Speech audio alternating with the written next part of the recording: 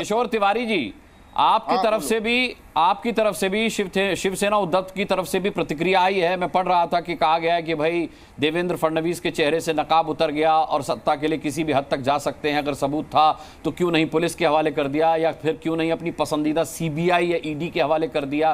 भाई आप इंतजार तो कीजिए, अनिल देशमुख साहब के पास ये जो पेन ड्राइव है ये 3 साल पुरानी है, कहीं करप्ट ना हो चुकी हो, कंप्यूटर में लगने के बाद नहीं चली तो क्या होगा।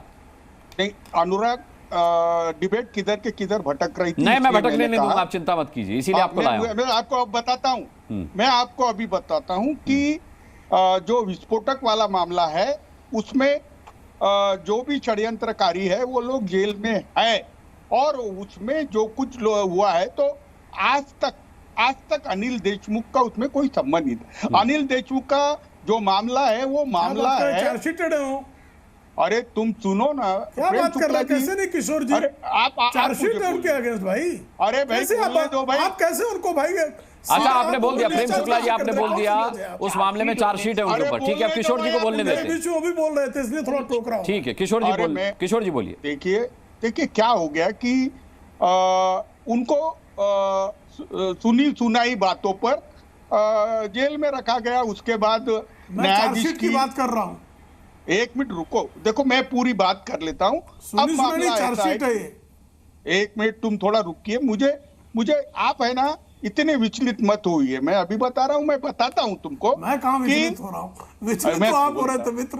अरे भाई प्रेम जी जरा पूरी बात मैं रख लूं तो आपको अच्छा लगेगा। देखिए अनिल देशमुख के नागपुर से आते हैं और वो मेरे दोस्त है, और ये पूरे मामले में मैं उनसे ये सर्टिफिकेट नहीं है ना मित्र।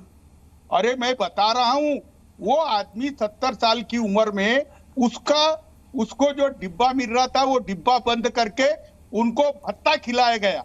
मैं अभी बता रहा हूं, जबकि ज्येष्ठ नागरिकों को जेल मैनुअल के हिसाब से होगा ना। अरे भाई मैं बता रहा हूं, तुम मेरी बात सुन लो ना। अभी मैं बताता हूं कि देवेंद्र फडणवीस ने जो खुलासा किया, बात करिए। अरे भाई मैं मुद्दे की बात कर रहा हूं। देवेंद्र फडणवीस ने यह डिनाई नहीं किया है कि मैंने षड्यंत्र रचा, दबाव लाया, क्योंकि सरकारें गिराई गई है, षड्यंत्र गिराई गई है। लेकिन उन्होंने कहा कि अनिल देशमुख उद्धव जी के बारे में क्या बोलते थे या फिर वो पवार जी के बारे में क्या बोलते थे, तो उन्होंने ये नहीं बोला कि मैंने परमवीर को कहा था कि तुम अनिल देशमुख से एफिडेविट लो कि आदित्य ठाकरे और उद्धव जी को और अजीत पवार को इसमें शामिल करो। अब उन्होंने नहीं किया, उन्हें बहुत प्रताड़ना सहनी पड़ी, उन्होंने नहीं किया। अब मुझे बताइए, ये बात है कि आपने एकनाथ शिंदे के सीए पे डोरे डाले, एकनाथ शिंदे पार्टी तोड़ के चले गए, जो लोगों पे ईडी सीबीआई था वो लोग आपके साथ आए। अजीत पवार के मामले में भी यही हुआ। मैं अभी बता रहा हूं तुमको कि देवेंद्र फडणवीस ने जो राजनीति महाराष्ट्र में की उसके परिणाम उनको भी भोगने पड़ेंगे, और उद्धव ठाकरे और आदित्य ठाकरे पर कोई भी हाथ डालने का प्रयत्न करेगा तो महाराष्ट्र की जनता माफ नहीं करेगी। मैं अभी बता रहा हूं। और आप ये कह रहे हैं कि सचिन वाजे और परमवीर के साथ अनिल देशमुख पार्टी है, तो चार्जशीट घर जाके पढ़ लो। चार्जशीट मैं मामला कर रहा हूं एक्सटॉर्शन का, और तुम बोल रहे हैं कि वो विस्फोटक रखने के मामले में थे। आप है ना अपनी परिस्थिति से बहुत मुकर गए हो, सत्य बताया करो। आप क्या कह रहे कि वो अंबानी के घर के सामने विस्फोटक अनिल देशमुख ने रखे थे, तो ये तो मामला ही आज नया खुल गया है। और मैं अभी बता रहा हूं कि मैं जब अनिल देशमुख को मिला था तब उन्होंने बताया कि उनकी प्रताड़ना कितनी की गई, और महाराष्ट्र की जनता ने अनिल देशमुख की प्रताड़ना देखी जो 13 माह। ठीक है, चलिए आपने दोस्ती निभा दी, अनिल देशमुख जी को अपना दोस्त बनाया, और आपने जितना कुछ बोला उसमें आपने दोस्ती निभा दी। किशोर जी मैं रुक करता हूं अब AK वाजपेयी साहब का। AK वाजपेयी साहब, ये झगड़ा ही खत्म हो जाए। जब कह दिया है अनिल देशमुख ने कि अगर देवेंद्र फडणवीस के पास कोई सबूत है तो वो कर दें सार्वजनिक, में नहीं डरता, तो अगर सार्वजनिक कर दिए जाते हैं वो सबूत तो फिर तो ये मामला ही खत्म हो जाएगा, क्या दिक्कत है?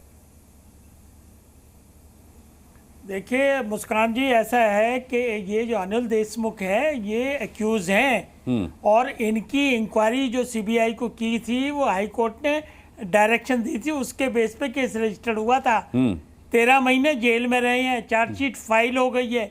इस आदमी की वैल्यू क्या है स्टेटमेंट की, ये हमको समझ नहीं आ रहा कि जो खुद अपराधी एक्यूज बना हुआ है किसी केस में 100 करोड़ रुपए की, मैं तो उनके स्टेटमेंट की बात ही नहीं कर रहा, और मैं तो उनके सबूत की बात ही नहीं कर रहा। मैं तो ये मान रहा हूँ 3 साल में कहीं पेन ड्राइव करप्ट ना हो गई है उनकी। मैं तो ये कह रहा हूँ, वो कह रहे हैं कि देवेंद्र फडणवीस के पास जो सबूत है उसे वो सार्वजनिक कर दिया, उसकी तो वैल्यू होगी। देवेंद्र फडणवीस, एक सेकेंड, देवेंद्र फडणवीस के पास जो उनके पास सबूत है, अरविंद जी हार्ड डिस्क में है सब। अरे हार्ड डिस्क में है हमारे पास। अरे तो ले आओ ना, आगे चलाओ उसको, क्यों रोक क्यों रहे हो, चलाओ उसको। क्या है, क्या दिखा रहे हो ये पेन ड्राइव दिखा के? अरे उसके अंदर क्या है उसको करिए ना शुरू, क्यों देर कर रहे हो उसमें? देर करने की कारण है या कोई ब्लैकमेलिंग का मामला है ये? एक और केस रजिस्टर्ड हो जाएगा ब्लैकमेलिंग का, ये समझ लीजिए आप बात। चुनाव में चलाएंगे। ऐसे नहीं होता चुनाव में, और फंस गए आप। अगर आप इस तरह की बातें करेंगे तो इलेक्शन कमीशन भी संज्ञान लेगा। देखिए, सही सलाह ले लीजिए। अगर वाकई में इनके पास कुछ होता तो ये फौरन रिकॉर्ड में चलाते। और जहां तक देवेंद्र फडणवीस का तरीका है, अरे यार सुनाइए। मैं अरविंद जी एक बात बोल देता हूं। एक सिंगल जज ने इंक्वायरी की और उनको क्लीन चिट दे दी है, जिसको महाराष्ट्र सरकार पब्लिक नहीं कर रही है। आप है ना इतने अधिवस्था है कि आप ऐसी बात कर रहे हो, और जो तकरार करने वाला था जिसने कंप्लेंट की थी वो कहता है सुनी सुनाई बातों पे। मैं अरविंद जी कह रहा हूं कि ये बीजेपी वाले बकवास लोग हैं। हाँ, इन्होंने ब्लैकमेल कर करके ईडी सीबीआई के भरोसे। तिवारी जी, आप समझदार आदमी है, वयस्क आदमी है, चार्जशीट फाइल है, कोर्ट विल टेक कॉग्निजेंस। 13 महीने जेल में रहे हैं, पीएमएलए का केस है, प्लीज अंडरस्टैंड। ये सुनी सुनाई बातों वाला मामला नहीं है। अगर आपके पास कुछ सबूत है तो चलाइए। और जहां तक देवेंद्र फडणवीस का सवाल है, जब उनको समझ आएगी जो एडवाइस करेंगे उस हिसाब से वो इस्तेमाल करेंगे। लेकिन एक अपराधी की स्टेटमेंट, एक एक्यूज की स्टेटमेंट हमेशा शक की नजरों से देखी जाती है। और शुक्ला जी ने बिल्कुल सही बताया, उनकी जानकारी बिल्कुल दुरुस्त है कि 164 के बयान हुए मजिस्ट्रेट के सामने, जो रिट्रैक्ट नहीं हो सकते, जो झुटलाए नहीं जा सकते। और कोर्ट में जो बयान मजिस्ट्रेट के सामने होते हैं वो पक्के तौर पे सबूत माने जाते हैं, एडमिसिबल एविडेंस। ठीक है, तो चीजों को गुमराह न करिए। खाली पेन ड्राइव दिखा के किसी पे आरोप लगा दोगे, ये क्रिमिनल डिफेमेशन का भी केस है। अगर है कुछ तो लाइए, चलाइए उसको। कहां पर्दा है? चलाएंगे करें। नासिर हुसैन साहब को लेके आता हूं डिबेट। जी न्यूज़।